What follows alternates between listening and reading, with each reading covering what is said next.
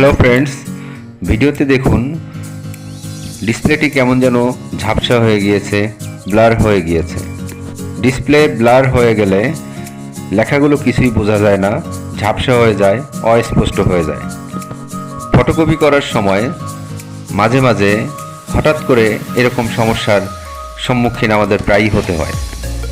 কাজের ফাঁকে এরকম হঠাৎ করে হতে পারে, অথবা এটা আপনারা নিজের হাতেও করতে পারেন। এখানে দেখুন ডিসপ্লেটি আস্তে আস্তে কালার চেঞ্জ হয়ে ব্লার হয়ে গেল, কিছুই বোঝা যাচ্ছে না। এটি নিজের হাতেও করা যায়। মাঝে মাঝে কাজের ফাঁকে হঠাৎ করে এরকম সমস্যা হয়ে যায়।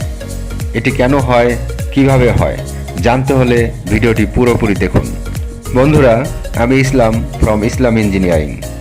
চ্যানেলে নতুন হয়ে থাকলে প্লিজ সাবস্ক্রাইব করে বেল আইকনটি অন করে দিন, এবং পুরাতন হয়ে থাকলে অসংখ্য অসংখ্য ধন্যবাদ।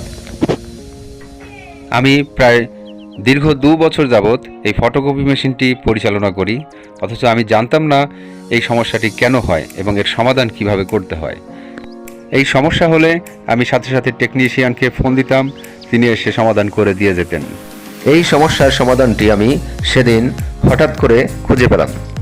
যারা ফটোকপি মেশিন নতুন পরিচালনা করেন অথবা তারা জানেন না এই সমস্যা কেন হয়, তাদের জন্য আজকের এই ভিডিওটি।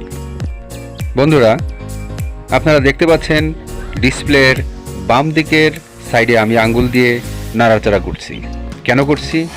এখানে একটি গোল নব জাতীয় পুলির মতো রয়েছে, যেটা ভলিউমের কাজ করে। এর কাজ হলো ভলিউমের মাধ্যমে ডিসপ্লের কালার বাড়ানো কমানো বা ব্রাইটনেস বাড়ানো কমানো যায়। আপনারা সহজেই এই নবটি নাড়িয়ে বা বাড়িয়ে কমিয়ে লাইটিং ঠিক করতে পারবেন, ব্রাইটনেস ঠিক করতে পারবেন, এবং ডিসপ্লের কালার চলে গেলে ঠিক করে নিতে পারবেন।